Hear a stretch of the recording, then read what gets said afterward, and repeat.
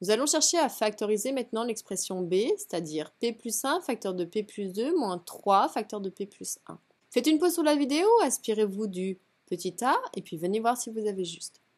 Si on cherche à factoriser, c'est que je cherche à transformer une somme en un produit. Donc pour la somme, il faut déjà reconnaître les différents termes et ensuite on cherchera à l'intérieur un élément qui est commun.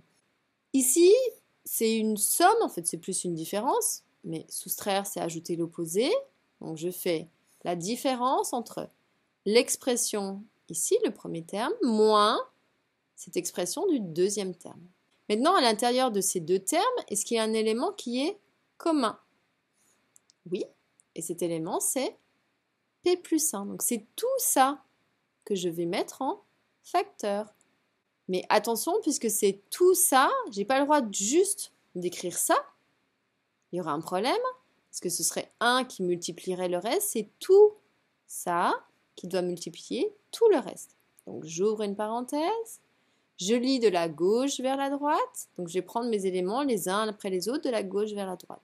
Dans le premier terme, j'ai pris le p plus 1 en jaune, donc il me reste dans ce terme-là p plus 2 avec ces parenthèses, attention encore au toujours, on ne les oublie pas.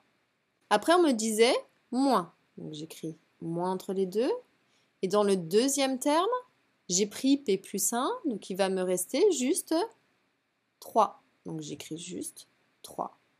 Maintenant je vais simplifier un petit peu parce que ici c'est pas réduit au maximum dans cette parenthèse là, mais surtout je ne touche plus à ma première parenthèse. Je garde mon p plus 1.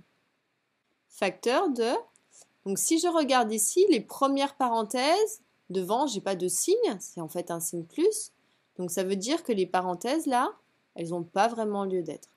Et donc je vais regrouper les éléments de la même famille. Dans la famille de p, j'ai juste p, donc je vais le garder. Par contre, dans la famille des constantes, j'ai différents éléments. J'ai du ici plus 2 et ici, attention avec son signe, j'ai moins 3. Mais plus 2, moins 3, ça fait moins 1. Donc voici la factorisation du petit b, c'est-à-dire p plus 1 facteur de p moins 1.